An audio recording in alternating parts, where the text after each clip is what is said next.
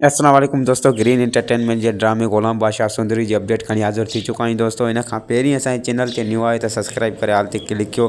तो हलूं था पंहिंजी अपडेट जे तरफ़। तव्हां भाइरनि दोस्तनि खे इंतज़ारु कोन था करायूं। जी दोस्तों, तव्हांखे ॿुधाईंदो हलां त सुंदरी जो वालिद जन सुंदरी खे खणी काॾे वञी रहियो हुयो त डॉक्टर जी जेका आहे त भरियल वैन जेका डॉक्टर कैंप ॾे वञी रही हुई दोस्तों। उन में डॉक्टर ग़ुलाम बि हुयो। त उनजी टक्कर सां जेको आहे त सुंदरी जे पीउ खे जेको आहे शदीद धक लॻा दोस्तों।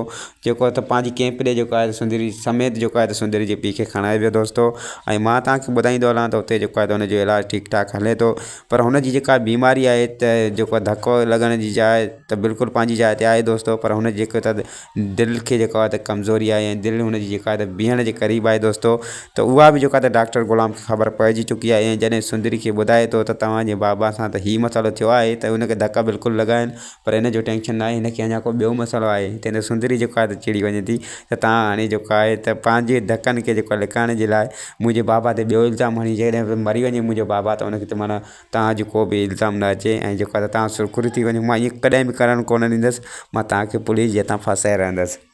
नेक्स्ट एपिसोड जेको आहे त हिन जो ज़बरदस्त थियण वारो आहे दोस्तों। ऐं मां तव्हांखे ॿुधाईंदो हलां त सुंदरी जे वालिद खे वाक़ई जेको आहे त ॿिए डॉक्टर जेको आहे त दिलि जी अटैक जी या अहिड़े हिसाब सां दिलि जी का बि बीमारी हुई दोस्तों जेका हुनखे ॿुधाई वई आहे दोस्तों। त उहो अॻे ई परेशान रहणु लॻो त मां जे वञण खां पोइ सुंदरी जो छा थींदो। ऐं हुनजी जेका संदसि घरवारी हुई जेका ख़ुर्शीद बेगम आहे त उनजी विछड़ण खे जेको आहे त 22 साल थी विया आहिनि दोस्तों।